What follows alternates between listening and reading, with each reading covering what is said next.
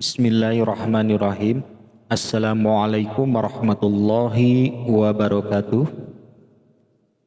Istidraj merupakan azab yang tersembunyi.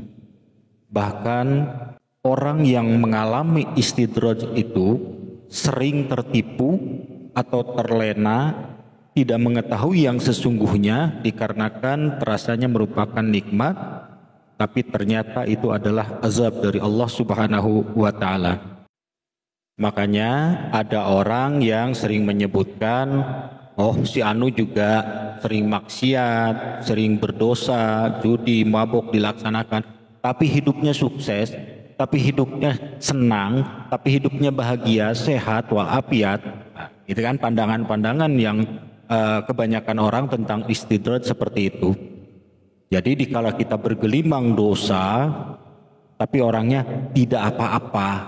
Nah, pandangan orang bahwa, oh ternyata tidak apa-apa, berdosa juga. Nah, tidak tahu yang sesungguhnya bahwa itu adalah istidraj dari Allah Subhanahu wa Ta'ala. Jadi istidraj itu diikuti oleh Allah kemauannya, kemana dia maunya. Makin terlena, makin terlena. Kalau istilah Sunda apa ya? Disungkun, gitu kan? Istilah Sunda itu disungkun.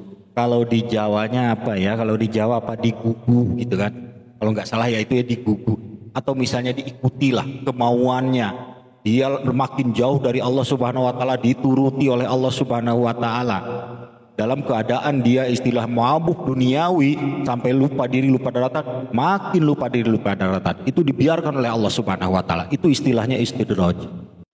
Nah, bagi kita yang beriman kepada Allah Subhanahu wa Ta'ala, setelah mendengarkan atau melihat video ini dan kebetulan mengalami hal yang saya sebutkan tadi, segeralah bertobat kepada Allah. Bahaya kalau kita nggak segera bertobat, dikarenakan apa? Sekarang kita dalam hidup bergelimang dosa, masih dalam keadaan bahagia, happy, karir menanjak, terus tidak ada susah-susahnya gitu kan. Tapi itu sangat luar biasa bahayanya dikarenakan apa? Karena kita tidak menyadari yang ditakutkan nanti azabnya sekaligus oleh Allah Subhanahu wa Ta'ala dan kita tidak ada waktu untuk tobat lagi.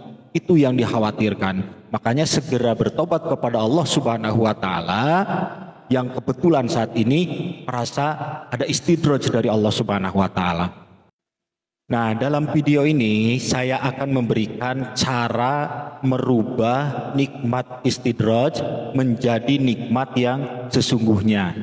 Jadi apabila sobat-sobat pada saat ini kebetulan berada di karir yang tinggi, bahagia, harta melimpah, padahal kita adalah hamba yang berdosa, yang belum sempat ditobati itu dosa-dosa, kebetulan saat ini kita mendapatkan istidraj dari Allah Subhanahu wa Ta'ala, inilah video yang tepat untuk Anda, yaitu cara merubah nikmat istidraj menjadi nikmat yang sesungguhnya. Langkah yang pertama yaitu kita menyadari bahwa kita adalah hamba yang berdosa yang sudah melakukan banyak dosa, baik dosa maksiat, dosa judi, dosa mabuk, dosa durhaka terhadap orang tua, dan banyak lagi. Termasuk juga kita menelantarkan anak istri. Nah, itu juga sama sebagai dosa-dosa yang harus kita tobati.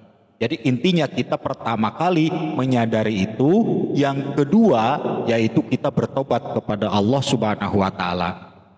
Cara bertobatnya jelas sudah diterangkan di video-video manapun, termasuk juga di video saya sebelumnya, yaitu dengan cara mandi tobat dan juga dengan cara sholat taubat. Itu yang paling utama. Nah, nanti ditambah lagi misalnya dengan amalan sayyidul istighfar atau dengan tobat-tobat yang lain. Monggo silahkan, gitu kan? Itu dua langkah yang pertama, yaitu menyadari akan dosa-dosa yang sudah kita lakukan. Yang keduanya kita segera bertobat, yaitu dengan mandi tobat dan sholat tobat, dan ditambah dengan amalan-amalan yang lain. Nah, setelah kita menyadari akan dosa-dosa dan setelah kita bertobat, selanjutnya kita berusaha merubah nikmat istidraj itu menjadi nikmat yang sesungguhnya. Bagaimana caranya? Caranya yaitu gunakan kenikmatan-kenikmatan yang saat ini kita alami untuk beramal kepada Allah Subhanahu wa Ta'ala. Balikan itu semua. Yang tadinya kita lupa diri, lupa daratan dengan duniawi ini, nah, balikan itu semua, kembalikan kepada Allah Subhanahu wa Ta'ala. Satu, tubuh yang sehat dan bahagia. Ini jelas ya, tubuh yang sehat dan bahagia. Gunakan untuk sholat, baik sholat fardu atau sholat sunnah, dilengkapi juga dengan memperbanyak zikir, puasa sunnah Senin Kemis, dan lain-lain. Banyak amalan-amalan yang bisa kita lakukan dengan raga ini, dengan tubuh ini. Kita diberi kesehatan, kebahagiaan oleh Allah Subhanahu wa Ta'ala, tidak banyak pikiran, tidak banyak cicilan, tidak banyak beban. Nah, gunakan itu semua, gitu kan? Kembalikan kesehatan itu, tubuh yang sehat itu kembalikan kepada Allah Subhanahu wa Ta'ala dengan cara memperbanyak sholat, memperbanyak dengan berzikir, puasa sunnah, puasa wajib apalagi, gitu kan? Dan lain-lain. Itu yang pertama. Yang kedua, harta yang melimpah. Seandainya saat ini kita padahal banyak dosa tapi diberi kelimpahan harta oleh Allah Subhanahu wa Ta'ala, bisnis apapun lancar, kembalikan itu kepada Allah Subhanahu wa Ta'ala. Jadi jangan kita terlena dengan duniawi ini yang bahaya, yang akan menyebabkan azab Allah turun kepada kita karena dosa-dosa kita. Harta yang melimpah itu kembalikan kepada Allah, kan itu harta istidraj. Kembalikan kepada Allah Subhanahu wa Ta'ala dengan cara apa?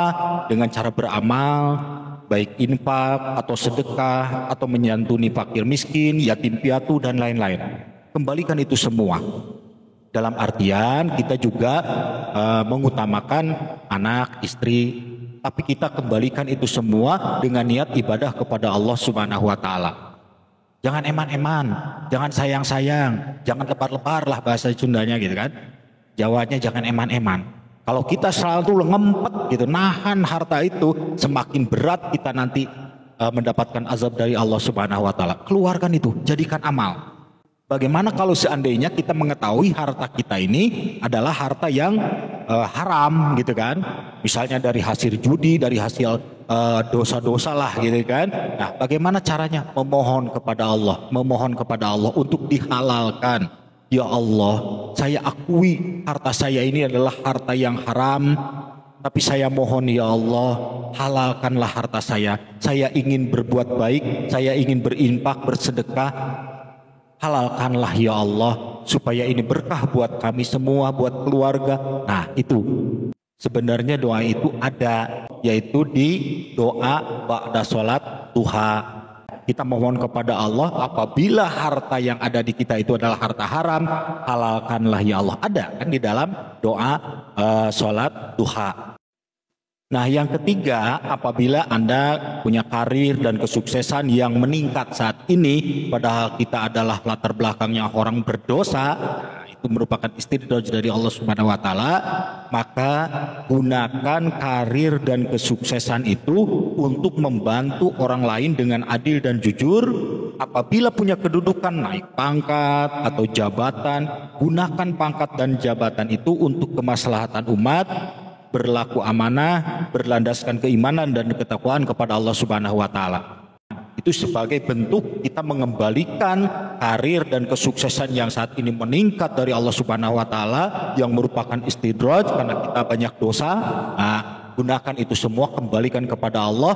Nah, supaya apa? Supaya berbalik itu semua menjadi nikmat atau menjadi pangkat karir kesuksesan yang sesungguhnya, bukan istidraj ya. Nah demikian saja, mudah-mudahan video ini bisa bermanfaat untuk kita semua, minimalnya untuk mengingatkan gitu kan, mengingatkan untuk kita semua. Terima kasih atas perhatiannya. Wassalamualaikum warahmatullahi wabarakatuh.